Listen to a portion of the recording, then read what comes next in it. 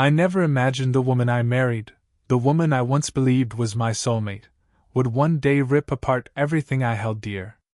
But that's the thing about betrayal, it never comes from enemies. It comes from the people you love. My name is Alex Carter, 34 years old, born and raised in Chicago. I'm a software engineer, quiet by nature, and always someone who preferred routine over chaos. 3 years ago, I married Sarah, a smart, charming, and beautiful woman who worked as a marketing executive. We had a modest house in a calm suburb, and from the outside, everything looked perfect. The first 2 years were beautiful. We laughed a lot, went on road trips, and dreamed of kids. Sarah had a magnetic personality. People loved her, including my father, Richard Carter. He was a retired Army veteran in his mid-50s. Strong, dignified, and strict growing up, but somehow, retirement had softened him. After my mother died 5 years ago, Dad often visited me for dinners, sometimes even staying over for weekends. At first, it made sense. Sarah had always gotten along with Dad. They talked about politics, books, movies. She'd often joke, "You and your dad are like copies of each other, just 20 years apart." I never once doubted their connection was anything but respectful. Until everything shattered. Chapter 1: The Shifting Silence. It started with the silence. You know, the kind that creeps in slowly and changes the air in a house. Sarah became distant, not cold, just distracted. Her phone was always face down. She'd go for late evening walks alone.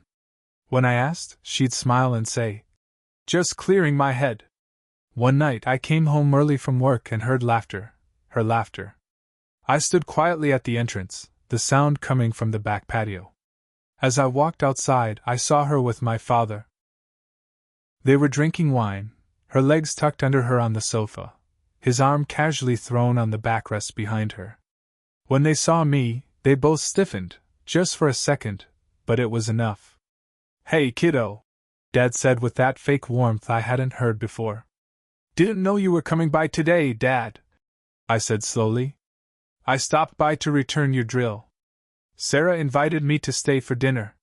That night I couldn't sleep. I wanted to believe it was just my imagination. But something inside me had shifted. Over the next month, Dad came by more often than usual. Sometimes I'd come home and his truck would already be in the driveway. Sarah would be in the kitchen, smiling too quickly, her lips freshly glossed.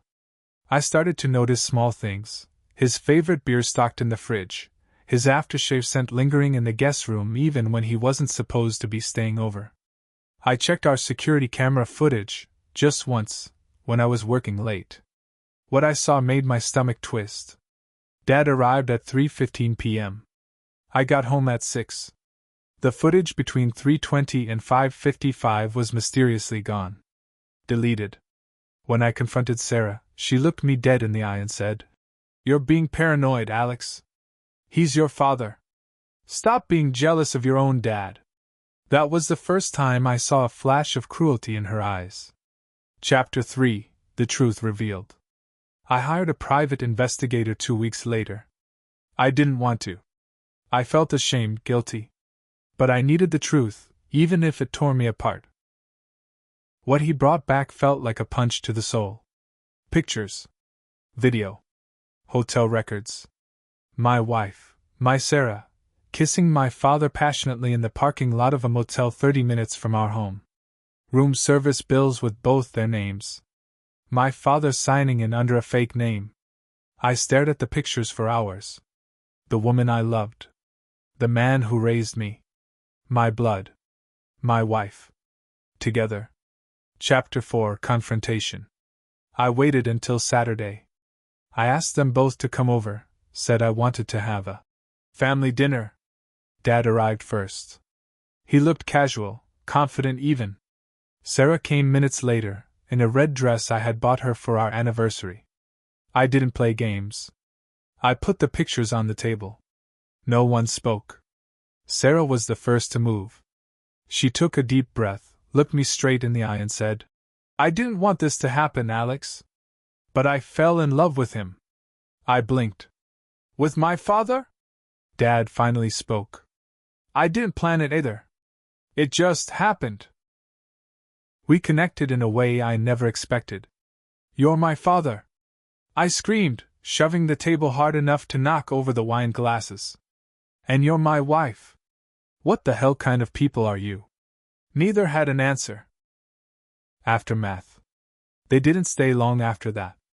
Sarah moved out the next day. My father tried to call me. I blocked him. My world shattered. My marriage was over. My relationship with my father? Dead. People talk about heartbreak like it's a sharp pain, but the real thing is more like drowning. Slow, suffocating, and endless. But here's the thing, betrayal doesn't end you. It reshapes you. Months went by. I started therapy. I began writing code for a mental health app. Something to help others process trauma. I poured all my pain into that project. One day at a tech meetup, I met Melissa, kind eyes, warm voice, divorced with a daughter. She didn't try to fix me. She just listened. We started slow. Coffee. Walks. Honest conversations. Chapter 6, Healing. One night, a year later, I got an email from Sarah. She said she and my father had broken up. That things didn't work out. That she hoped I could one day forgive her. I never replied. Forgiveness isn't about them, it's about me. And I'm not there yet. Dad tried one last time on my birthday. Sent a card. No return address. Just 4 words. I'm sorry, my son. I burned it. Some scars don't need reminders. Some relationships should stay dead. Chapter 7, Redemption. It's been 2 years now. I live in a small apartment downtown. My app got funding. I help others going through betrayal.